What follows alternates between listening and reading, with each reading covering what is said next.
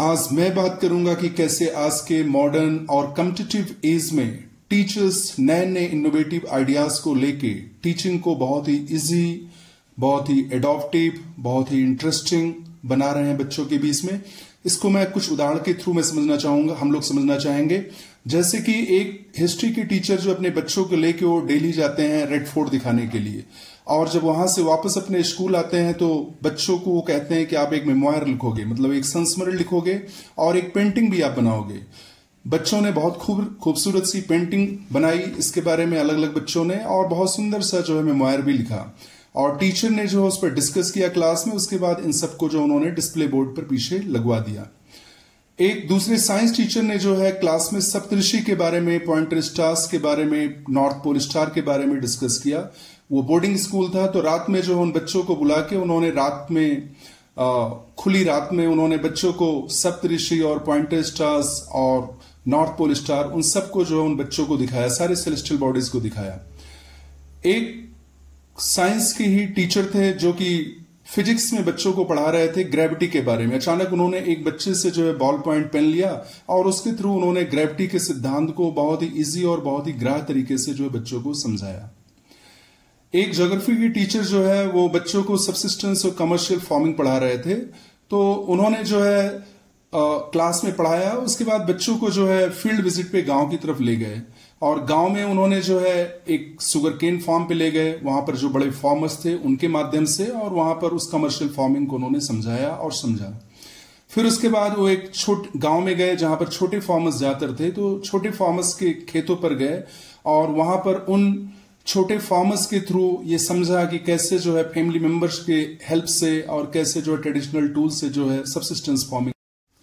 एक मैथ्स के टीचर ने बच्चों को एक फार्मूला सिखाया और उसके बाद बच्चों को 2-3 जो है ट्रिकी क्वेश्चन दिए और उनसे कहा कि 2-3 के ग्रुप में बैठकर और इसके बारे में आप डिस्कस करो और इसका जो है सोल्यूशन निकालो। एक आर्ट के टीचर ने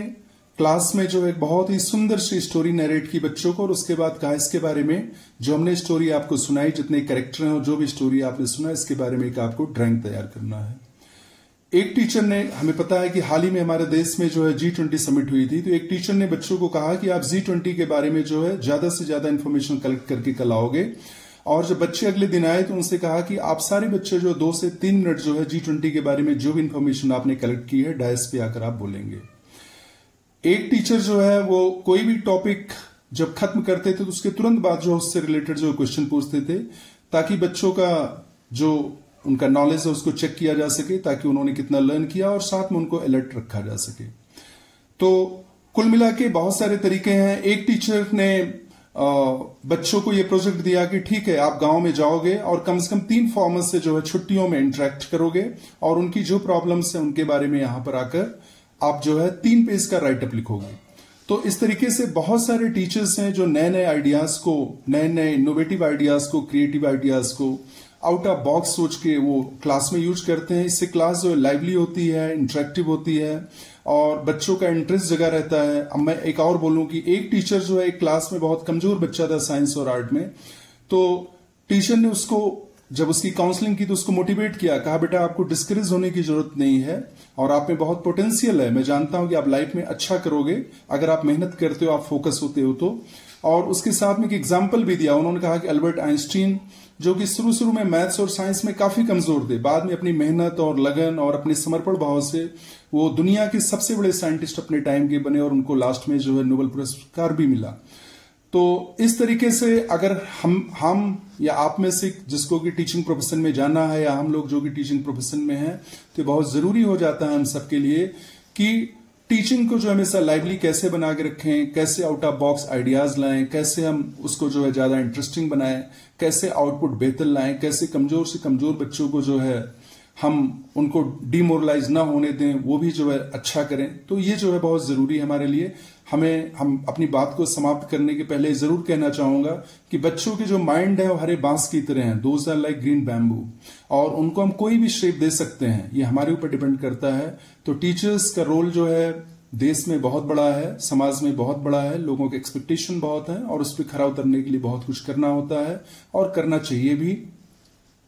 बात अपनी मैं समाप्त करूंगा एक स्टेटमेंट से जो कि मुकेश अंबानी ने कुछ दिन पहले राजदीप सरदेसाई को एक इंटरव्यू में कहा था कि अगर वो इंडस्ट्रियलिस्ट नहीं होते, आज हमें पता है वो इंडिया के टॉप रिचेस्ट पर्सन है, वो इंडिया के जो है वो सबसे बड़े इंडस्ट्रियलिस्ट हैं और दुनिया के टॉप इंडस्ट्रियलिस्ट में से एक है। उन्होंने कहा कि अगर मैं इंडस्ट्रियलिस्ट नहीं होता, मैं इंडस्ट्री में नहीं आता, तो निश्चित रूप से मेरा जो पैशन है मैं उसके हिसाब से, जो मेरा इंटरेस्ट और टेस्ट है उसके हिसाब से मैं टीचिंग प्रोफेशन में जाता। तो कहने का मतलब है बहुत ही नोबल जॉब है, बहुत ही समाज को देने के लिए बहुत कुछ है।